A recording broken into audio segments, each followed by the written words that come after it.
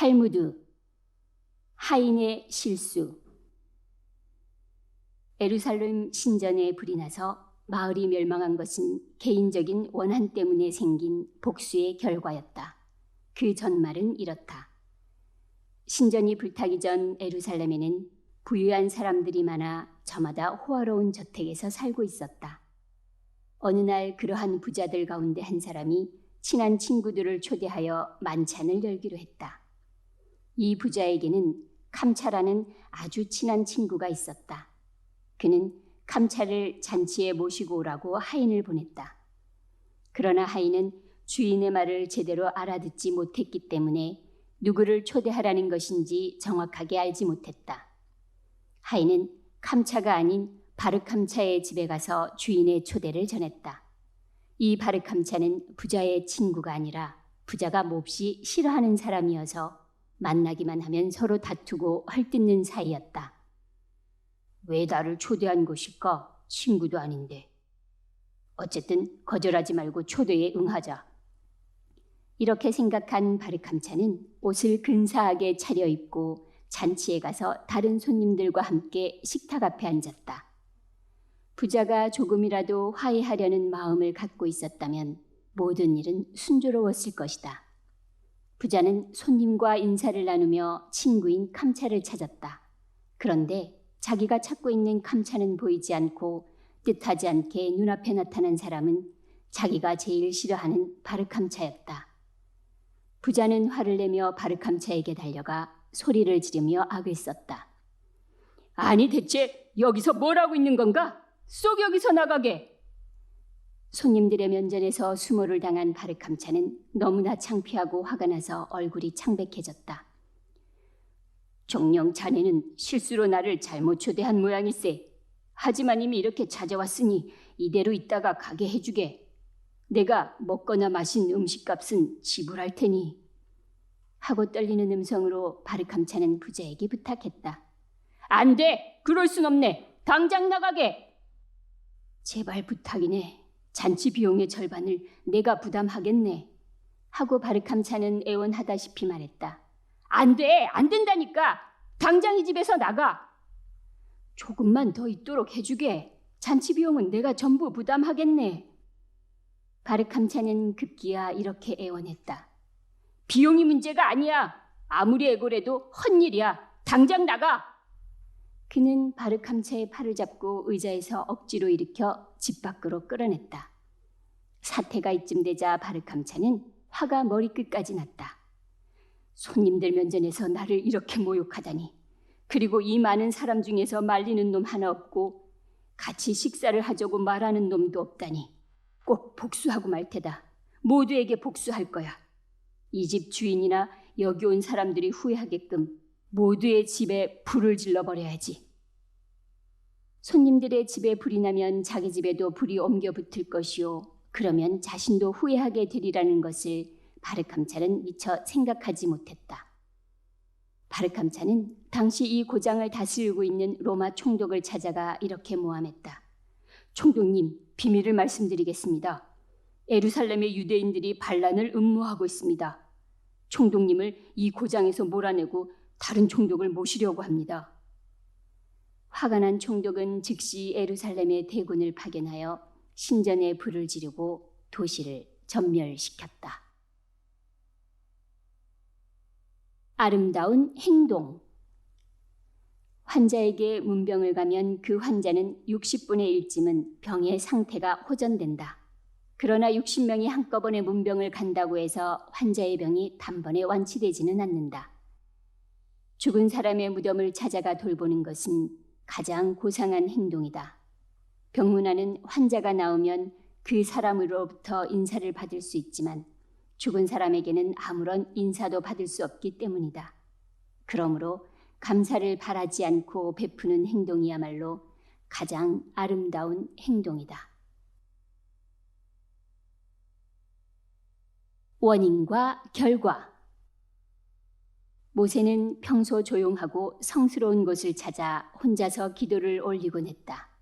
그럴 때면 하나님이 모세 앞에 나타나곤 했다. 그날도 모세는 샘가의 나무 밑에 앉아 여러 가지 생각에 잠겨 있었다. 그때 마침 한 남자가 오더니 물을 떠서 마시고는 가던 길을 급히 갔다. 그런데 그가 떠난 자리에는 그의 돈이 들어있는 지갑이 떨어져 있었다. 잠시 후 다른 남자가 그 샘가에 왔다. 그 사람은 물을 뜨려다 지갑을 발견하고는 얼른 그것을 주었다. 그리고는 물을 마시지 않은 채 그 지갑을 품에 넣고 재빨리 그 자리를 떠났다. 그 뒤 또 다른 나그네 한 사람이 와서 물을 마신 다음 나무 밑에 잠시 쉬고 있었다. 그때 지갑을 떨어뜨리고 갔던 남자가 나타났다. 그는 쏜살같이 달려와서는 샘 주위를 두리번거리며 지갑을 찾기 시작했다. 그러나 지갑이 발견될 리가 없었다.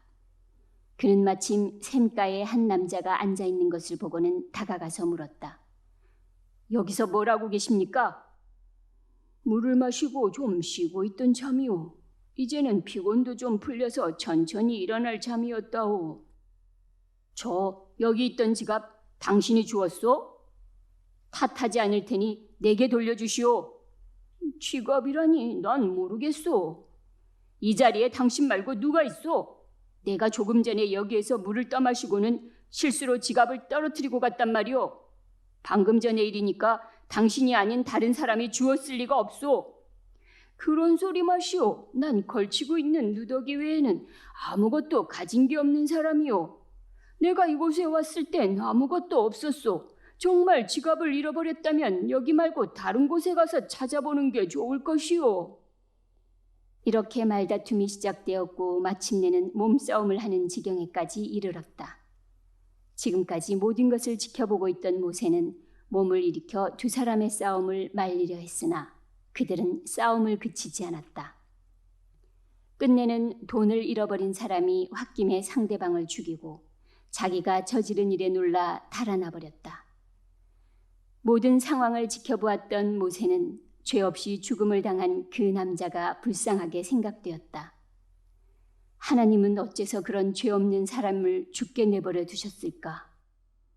모세는 하나님에게 기도를 올리기 시작했다. 하나님, 저는 지금 몇 가지 사건을 지켜보았습니다. 그런데 그 부당함이 이루 말할 수가 없습니다. 어떤 남자가 물건을 잃어버렸습니다. 그리고 다음 남자는 그것을 아무런 방해도 받지 않고 가져갔습니다. 마지막으로 아무런 죄도 없는 남자가 어이없게 죽음을 당했습니다.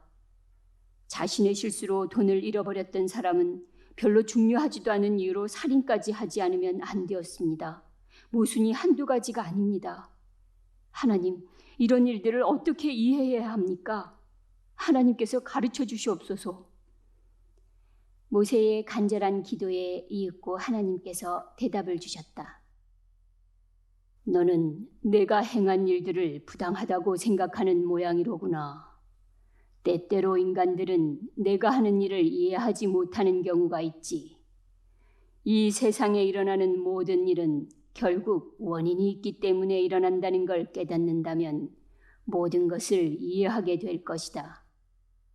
오늘은 내가 너에게 특별히 가르쳐주마.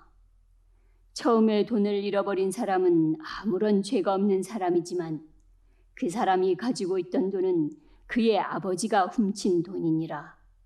그리고 그때 당시 그 돈을 도둑맞은 사람은 바로 우물가에서 지갑을 주운 사람이었다. 또한 죽음을 당한 사람은 아주 오래전 지갑을 잃어버렸던 사람의 형을 살해한 일이 있었다.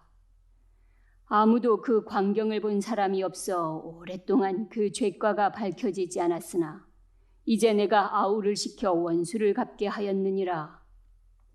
인간은 때때로 왜 약한 사람이 잘 살고 착한 사람이 어렵게 사는지 궁금하게 여기는데 그 원인은 반드시 있기 마련이다. 단지 그것이 인간들의 눈에는 보이지 않을 뿐이니라. 등불. 한 사나이가 어둡고 좁은 산길을 걸어가고 있었는데 마침 맞은편에서 맹인이 등불을 들고 걸어오고 있었다. 이상하게 생각한 사나이가 맹인에게 물었다. 당신은 앞을 보지 못하는 것 같은데 왜 등불을 들고 다니죠? 그러자 맹인은 이렇게 대답했다. 내가 이것을 들고 걸어가면 눈뜬 사람들이 맹인인 내가 있다는 것을 알게 되어 부딪히는 일 없이 비켜가기 때문입니다. 사이좋은 후회.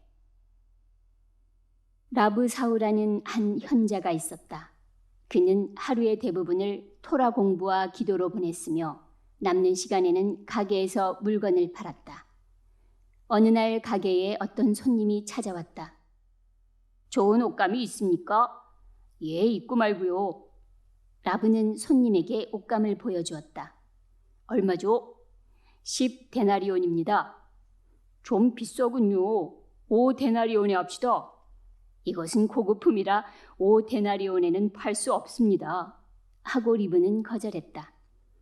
손님은 옷감을 사지 않고 돌아갔다. 하지만 그날 밤 손님은 후회했다. 아깝네. 괜찮은 옷감이라 10데나리온이라는 것도 결코 비싼 것이 아닌데 내일 가게에 들러 꼭 사야겠다. 그날 밤 라브도 생각했다.